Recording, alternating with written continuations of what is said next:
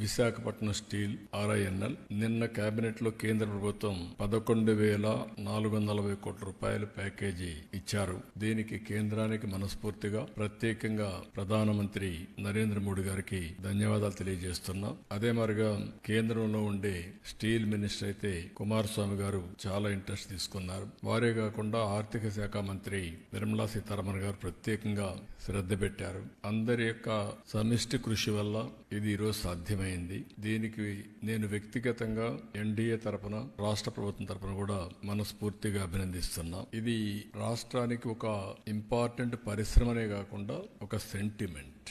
విశాఖ ఉక్కు ఆంధ్రుల హక్కు, దీనిపైన ఉద్యమాలు జరిగాయి, ప్రాణ త్యాగాలు చేశారు. ఒక్క విశాఖపట్నంలో ఉండే నగరవాసులే కాకుండా సమైక్య ఆంధ్రప్రదేశ్ మొత్తం ఆందోళన చేసి ఆ రోజు తెలుగు జాతి సాధించుకున్నటువంటి ఉక్కు ఫ్యాక్టరీ ఇది. అందుకని ఎప్పుడు కూడా ఈ ఉక్కు ఫ్యాక్టరీని కాపాడుకోవాలని అన్ని విధాల ప్రయత్నం చేస్తూ వస్తున్నాం. 1996లో ఇదే మాదిరిగా ఇండస్ట్రీ సిక్ అయింది. ఆ రోజు నేను ముఖ్యమంత్రిగా ప్రధానమంత్రి వాజ్పేయి గారితో మాట్లాడి 1,650 కోట్ల రూపాయలు ఆ రోజు ఈక్విటీ ఇచ్చి మిగిలినంత లోన్ కూడా తీసుకుని ఎక్స్పాన్షన్ గాని అదే మరి దాన్ని స్ట్రీమ్ లైన్ చేశాం. అక్కడి నుంచి అంటే ఎప్పుడు ఈ యొక్క స్టీల్ ప్లాంట్ కి ఇబ్బంది వచ్చినా ఆదుకునింది NDA ప్రభుత్వం. ఆ రోజు ఇక్కడుంది ముఖ్యంగా తెలుగుదేశం ప్రభుత్వం, ఇప్పుడు NDA ప్రభుత్వం. మళ్ళీ ఇలాంటి అనేక సమయాల్లో ముందుకు వచ్చి ఇవన్నీ చేశాం.